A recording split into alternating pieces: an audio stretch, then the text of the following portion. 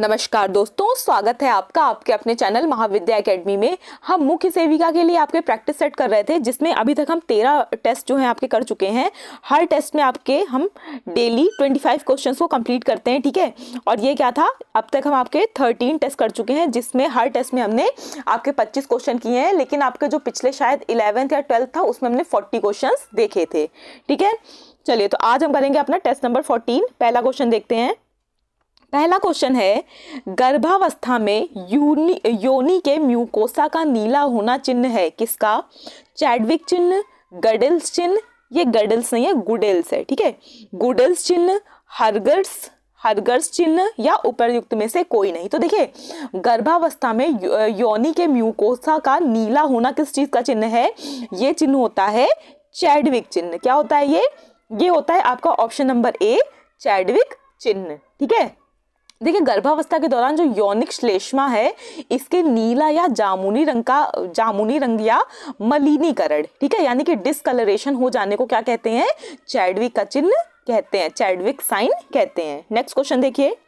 Next है, placenta previa में रक्त का क्या रंग होता है? चमकीला लाल, ईंट के जैसा लाल, भूरा लाल या उपरयुक्त में से कोई नहीं। तो देखिए, प्लेसेंटा प्रिविया में जो मतलब योनि द्वारा स्रावित रक्त होता है, उसका जो रंग है वो ब्राइट रेड, यानी कि क्या होता है? चमकीला लाल होता है। ऑप्शन नंबर ए हो जाएगा, ठीक है। देखिए, चमकीला लाल होता है तथा इसके दौरान प्रायः पेट में मरोड़ या दर्द नहीं होता है।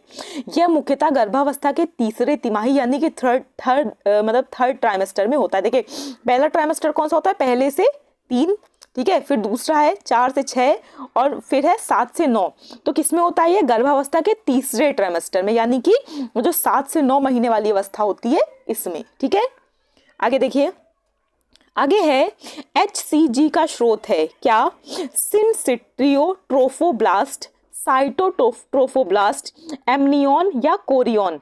HCG का स्रोत क्या है? तो देखिए, HCG का स्रोत क्या है? इसका स्रोत है आपका सिनसिट्रियोट्रोफोब्लास्ट, ऑप्शन नंबर ए, ठीक है। क्या होगा? ऑप्शन नंबर ए होगा। देखिए, ह्यूमन कोरियोनिक गैनोड्रोटापाइन या HCG एक प्लेसेंटल हार्मोन है जो प्रारंभिक रूप से सिनसिट्रियोट्रोफोब्लास्ट की कोशिका से स्रावित होता है। किससे? इसकी कोशिका से ये स्रावित होता है। गर्भ परीक्षण के दौरान इस हार्मोन का परीक्षण जो है, ठीक है, इस हार्मोन का जो परीक्षण है वो माता के रुधिर व मूत्र में किया जाता है। आपसे ये पूछा जा सकता है कि इसका परीक्षण मतलब माता के किस उससे किया जाता है? तो रुधिर व मूत्र में किया जाता है। इस हार्मोन की उपस्थिति महिला के गर्भवती होने का सूचक होती है, ठीक है, ये याद रखिएगा।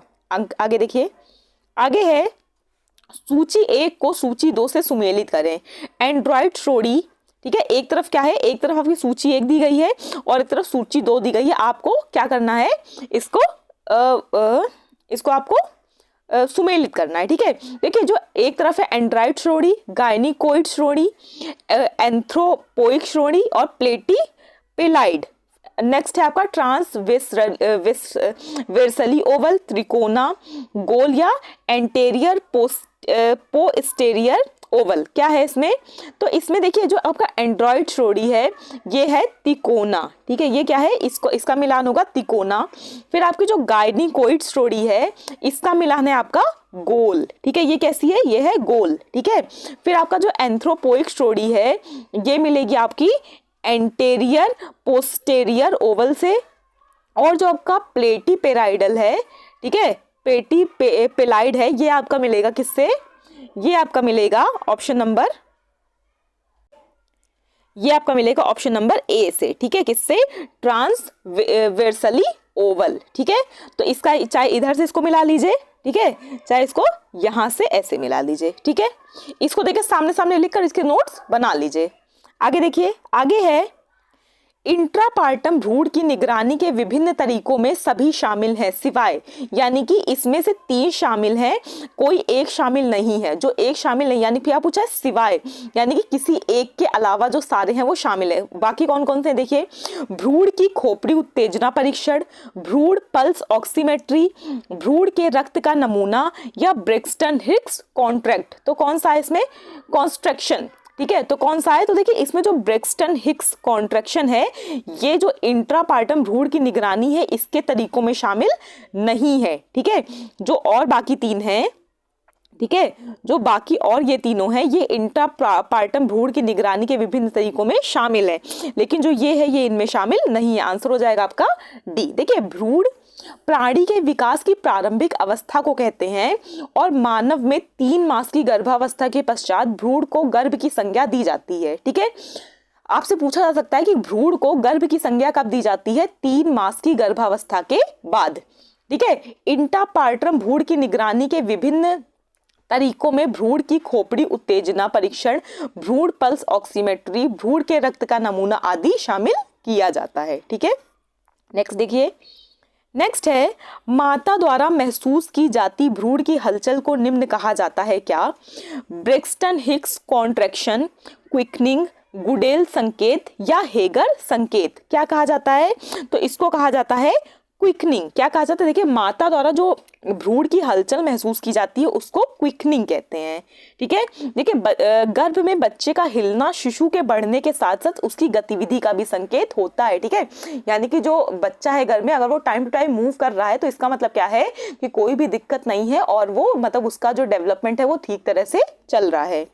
नेक्स्ट देखिए आगे है प्रसव पीड़ा के पहले चरण की नैदानिकी विशेषताओं में सभी शामिल हैं सिवाय गर्भाशय ग्रीवा को काटना, फिर है हर 3 से 5 मिनट में संकुचन, फिर है उपस्थित भाग का न्यूनतम अवरोहण या योनि रक्तस्राव का तेज बहाव। तो क्या शामिल है इसमें? मतलब क्या एक शामिल नहीं होगा? 3 होंगे कोई, ठीक है, और कोई एक शामिल नहीं होगा। तो आपसे पूछा कौन सा नहीं है? सभी शामिल हैं सिवाय, यानी कि सिर्फ एक किसके सिवा? तो देखिए योनि रक्तस्राव का तेज बहाव। इसके अलावा जो प्रसव पीड़ा के पहले चरण की नैदानिक विशेषताएं हैं वो ये बाकी तीनों हैं, जबकि ये जो चौथा है डी नंबर ये नहीं है। ठीक है, देखिए प्रसव पीड़ा के पहले चरण की नैदानिक विशेषताओं में गर्भाशय ग्रीवा को काटना, हर 3 से 5 महीने में संकुचन, उपस्थित भाग का न्यूनतम अवरोहण को शामिल किया जाता है, जबकि जो योनि रक्तस्राव का तेज बहाव है ये इसमें शामिल नहीं होगा। तो ऑप्शन हो जाएगा आपका डी। आगे देखिए, आगे है क्रॉनिंग निम्न में होता है प्रसव पीड़ा का पहला चरण, प्रसव पीड़ा का दूसरा चरण, प्रसव पीड़ा का तीसरा चरण या प्रसव पीड़ा का चौथा चरण। तो क्या होता है ये?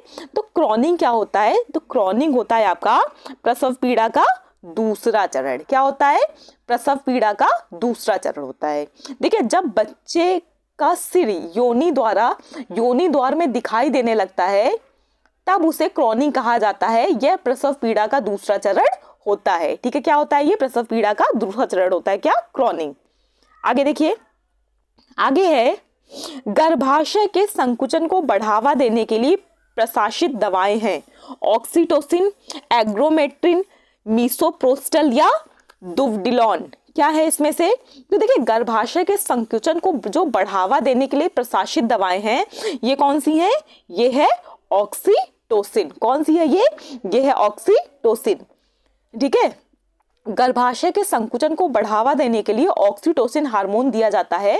इसे लव हार्मोन भी कहते हैं। आपसे पूछा सकता है कि लव हार्मोन किसे कहते हैं? तो ऑक्सीटोसिन को लव हार्मोन भी कहते हैं। यह हार्मोन हाइपोथैलेमस में उत्पन्न होता है। कहाँ उत्पन्न होता है? जो आपका ऑक्सीटोसिन है ये उत्पन्न कहाँ होता है? तो ये उत्पन्न होता है हाइपोथैलेमस में। ठीक है, यह यौन प्रजनन, सामाजिक संबंध, शिशु के जन्म और उसके बाद महिलाओं को होने वाले मासिक धर्म में महत्वपूर्ण भूमिका अदा करता है। आगे देखिए, आगे है किस प्रकार की प्रस्तुति जिसमें भ्रूण के नितंब श्रोणि इनलेट में उपस्थित होते हैं और भाजक को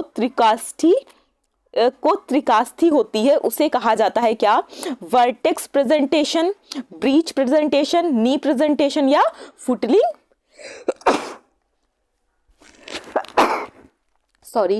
क्या कहा जाता है? Footling presentation. इस टाइम काफी मेरी तबीयत खराब चल रही है इसीलिए आपका कल शाम वाला वीडियो भी नहीं आ पाया था और आज भी बोलने में काफी ज्यादा दिक्कत है, लेकिन चलिए देखते हैं। ठीक है, क्या है? वर्टेक्स प्रेजेंटेशन, ब्रीच प्रेजेंटेशन, नी प्रेजेंटेशन या फुटलिंग प्रेजेंटेशन। तो ये क्या है? तो ये है आपका इसे कहते हैं ब्रीच प्रेजेंटेशन। क्या कहते हैं? Breech presentation. देखिए ब्रीच प्रेजेंटेशन BREECH, ठीक है। ब्रीच प्रेजेंटेशन एक प्रकार की प्रस्तुति है जिसमें भ्रूण के नितंब श्रोणि इनलेट में उपस्थित होते हैं और भाजक को त्रिकास्थी होती है। किसमें? ब्रीच प्रेजेंटेशन में। ऑप्शन बी हो जाएगा। आगे देखिए, आगे है प्रसव पीड़ा में पीड़ा का कारण निम्नलिखित सभी कारण है सिवाय की। यानी कि जो प्रसव पीड़ा होती है उसमें पीड़ा के कोई इनमें से 3 कारण है सिवाय की, यानी कि कोई एक नहीं है। वो एक कौन सा नहीं है ये आपको बताना है। पहला है संकुचन के दौरान मायोमेट्रियल इस्कीमिया, फिर है अप्रभावी सिडेशन, फिर है फैलाव के दौरान सर्वाइकल स्ट्रेचिंग, फिर है फंडस के ऊपर पेरिटोनियल स्ट्रेचिंग। ठीक है, तो ये कौन सा है? तो ये है आपका अप्रभावी सिडेशन। क्या है ये? ये है अप्रभावी सिडेशन। ठीक है, जो अप्रभावी सिडेशन है प्रसव पीड़ा में, ये पीड़ा का प्रकार नहीं है। ठीक है, आगे देखिए, नेक्स्ट क्वेश्चन है, नेक्स्ट है आपका प्रसव पीड़ा की प्रगति की आलेखी प्रस्तुति जिसमें ग्रीवा फैलाव और भ्रूण के सिर अवरोहण को समय के सामने आलेखित किया जाता है, उसे कहते हैं क्या? इलेक्ट्रोकार्डियोग्राम, पार्टोग्राम, वाइटल ग्राफ या प्रसव पीड़ा ग्राफ। उसे क्या कहते हैं? देखिए, तो इसको कहते हैं आपका क्या? पार्टोग्राम कहते हैं। क्या कहते हैं? पार्टोग्राम। Option B. देखिए, प्रसव पीड़ा की प्रगति की आलेखी प्रस्तुति जिसमें ग्रीवा फैलाव और भ्रूण के सिर अवरोहण को समय के सामने आलेखित किया जाता है, उसे पार्टोग्राम कहते हैं। क्या कहते हैं? पार्टोग्राम। ठीक है, एम। ठीक है, पार्टोग्राम कहते हैं। आगे देखिए, आगे है प्रसव पीड़ा के सक्रिय चरण के दौरान सिर किसके द्वारा प्रसूत किया जाता है? फ्लेक्सियन, एक्सटेंशन, एब्डक्शन या इनमें से कोई नहीं। तो ये किसके द्वारा किया जाता है? ये किया जाता है आपका ऑप्शन नंबर बी, एक्सटेंशन के द्वारा। ठीक है, प्रसव पीड़ा के सक्रिय चरण के दौरान सिर एक्सटेंशन द्वारा प्रसूत किया जाता है। ऑप्शन नंबर बी हो जाएगा। नेक्स्ट देखिए, नेक्स्ट है प्रसव की अनुमानित तिथि की गणना निम्न का उपयोग करके की जाती है। किसका उपयोग करके? मैकडॉनल्ड का नियम, नेजेल का नियम, नौ का नियम या डॉन का नियम। तो किससे की जाती है? तो देखिए, जो प्रसव की अनुमानित तिथि है इसकी गणना जो है ये नेजेल के नियम, यानी कि ऑप्शन नंबर बी आपका नेजेल के नियम का उपयोग करके की जाती है। ऑप्शन नंबर बी याद रखिएगा, काफी इंपॉर्टेंट क्वेश्चन है, इसको स्टार लगा दीजिए। ठीक है, ये क्वेश्चन आपसे बहुत ज्यादा पूछा जाता है। आगे देखिए, आगे है नेक्स्ट क्वेश्चन है आपका मितली और उल्टी जो आमतौर पर गर्भावस्था के 4 से 6 सप्ताह के आसपास शुरू होती है, उसे कहा जाता है क्या? एमेनोरिया, मॉर्निंग सिकनेस, गैलेक्टोपोइजिस या प्रारंभिक लक्षण। तो उसको क्या कहा जाता है? तो इसको कहा जाता है, आपने चैप्टर में कई बार पढ़ा है, जो आपने सुबह मॉर्निंग वाली क्लासेस हैं उसमें आपका आज ही सुबह ये चैप्टर खत्म हुआ है, तो इसमें आपने पढ़ा था क्या होता है ये होता है मॉर्निंग सिकनेस। मितली और उल्टी जो प्रायः लगभग गर्भावस्था के 4 से 6 सप्ताह के आसपास शुरू होती है, इसे क्या कहा जाता है? इसे क्या कहा जाता है? Morning sickness. Option number B हो जाएगा। आगे देखिए, आगे है गर्भाशय में भ्रूण की हृदय गति का सामान्य औसत है कितना? यानी कि गर्भ में जो भ्रूण है उसकी हृदय गति औसतन कितनी होती है? औसत सीमा क्या होती है? 80 से 120 बीट्स प्रति मिनट, 100 से 200 बीट्स प्रति मिनट, 110 से 160 बीट्स प्रति मिनट या 180 से 200 बीट्स प्रति मिनट। तो ये कितनी होती है? ये होती है लगभग 110 से 160 बीट्स प्रति मिनट होती है। ठीक है, ऑप्शन नंबर सी हो जाएगा ये। आगे देखिए, नेक्स्ट है आगे, एक महिला जिसने एक बार एक भ्रूण को जन्म दिया है जो जीवन क्षमता के चरण तक पहुंच गई है, उसे कहा जाता है क्या? ग्रेविडा, पैरिटी, नल्लीपारा या प्रीमीपारा। क्या कहा जाता है? तो इसको कहा जाता है आपका प्रीमीपारा। क्या कहा जाता है? प्रीमीपारा। देखिए, एक महिला जिसने एक बार ऐसे भ्रूण को जन्म दिया है जो जीवन क्षमता, ठीक है, के चरण तक पहुंच गई है, उसे कहा जाता है प्रीमीपारा। PRIMIPARA। ठीक है, प्रीमीपारा। Option number D. आगे देखिए, आगे है प्रारंभिक गर्भावस्था में निर्देशित पोषण सप्लीमेंट है विटामिन ए, कैल्शियम, प्रोटीन या फोलिक एसिड। तो क्या है, प्रारंभिक गर्भावस्था में निर्देशित पोषण सप्लीमेंट है, तो ये क्या है, ये है आपका option number D, folic acid. क्या है ये है फोलिक एसिड। आगे देखिए, आगे है लोकिया रूब्रा का रंग होता है भूरा, लाल, पीला या सफेद। तो कैसा होता है, तो देखिए जो लोकिया रूब्रा है इसका रंग कैसा होता है, इसका रंग होता है लाल। ठीक है, ऑप्शन नंबर बी। आगे देखिए, आगे है प्रसव के बाद कितने सप्ताह को प्रसवोत्तर काल कहा जाता है, 4 सप्ताह, 6 सप्ताह, 8 सप्ताह या 10 सप्ताह। देखिए प्रसव के बाद जो 6 हफ्ते का समय होता है, ठीक है, कितने का, 6 हफ्ते का जो समय होता है इसको प्रसवोत्तर काल कहा जाता है। ठीक है, क्या कहा जाता है, प्रसवोत्तर काल, 6 सप्ताह को। आगे देखिए, आगे है मेकोनियम अभिरंजित लीकर में एमनियोटिक द्रव का रंग है थोड़ा हरे रंग सा, पानी जैसा रंग, सफेद या लाल। तो ये कैसा होता है, ये होता है थोड़ा हरे रंग सा। कैसा होता है, थोड़ा हरे रंग सा। ठीक है, मेकोनियम अभिरंजित लीकर में एमनियोटिक द्रव थोड़ा हरे रंग सा होता है। ऑप्शन नंबर ए हो जाएगा। आगे देखिए, आगे है प्रसव पीड़ा के तीसरे चरण के सक्रिय प्रबंधन के घटकों में सभी शामिल हैं सिवाय कि ऑक्सीटोसिन का उपयोग, गर्भाशय मसाज, प्लेसेंटा की डिलीवरी या कक्ष पालन। ठीक है, तो प्रसव पीड़ा के तीसरे चरण में के सक्रिय प्रबंधन के घटकों में सभी शामिल है सिवाय किसके, तो देखिए ये तीनों जो चीजें हैं ना ये शामिल है, लेकिन जो कक्ष पालन है ये इसमें शामिल नहीं होगा। ठीक है, ऑक्सीटोसिन का उपयोग, गर्भाशय मसाज, प्लेसेंटा की डिलीवरी, ये तीनों चीजें शामिल होंगी, कच्च पालन है ये शामिल नहीं होगा। आपसे पूछा क्या, सिवाय की, यानी कि इसके अलावा। ठीक है, तो कच्च पालन के सिवाय बाकी तीनों चीजें शामिल होंगी। ऑप्शन डी हो जाएगा आंसर। नेक्स्ट देखिए, नेक्स्ट है सॉरी, देखिए नेक्स्ट है आपका प्रसव पीड़ा के दौरान निम्नलिखित में से किस तरीके से ऑक्सीटोसिन इंजेक्शन को अंतःशिरा रूप से प्रसारित किया जाना चाहिए, बोलस, इंट्रावेंशन, इन्फ्यूशन, फास्ट पुश या अंतरपेशीय। ठीक है, तो क्या होगा इसमें से, तो इसमें आपका जो आंसर है ये है आपका ऑप्शन नंबर बी, इंट्रावेशन इन्फुस। ठीक है, प्रसव पीड़ा के दौरान इंट्रावेशन इन्फुस विधि से ऑक्सीटोसिन इंजेक्शन को अंतःशिरा रूप से प्रसारित किया जाना चाहिए। ऑप्शन नंबर बी हो जाएगा। आगे देखिए, आगे है एपिसियोटमी को निम्न के दौरान किया जाना चाहिए, प्रसव पीड़ा की शुरुआत, प्रसव पीड़ा का पहला चरण, प्रसव पीड़ा का दूसरा चरण या प्रसव पीड़ा का तीसरा चरण। तो ये कब किया जाना चाहिए, इसको किया जाना चाहिए, ऑप्शन नंबर हो जाएगा आपका बी, प्रसव पीड़ा का दूसरा चरण। ठीक है, क्या हो जाएगा, प्रसव पीड़ा का दूसरा चरण हो जाएगा। ठीक है, नेक्स्ट क्वेश्चन देखिए, नेक्स्ट है भारतीय सार्वजनिक स्वास्थ्य मानकों के अनुसार प्रथम प्रसव पूर्ण भेंट की जानी चाहिए, 2 सप्ताह का गर्भाशय, गर्भाशय के 12 सप्ताह के भीतर, गर्भाशय के 14 सप्ताह के भीतर, गर्भाशय के 20 सप्ताह के भीतर।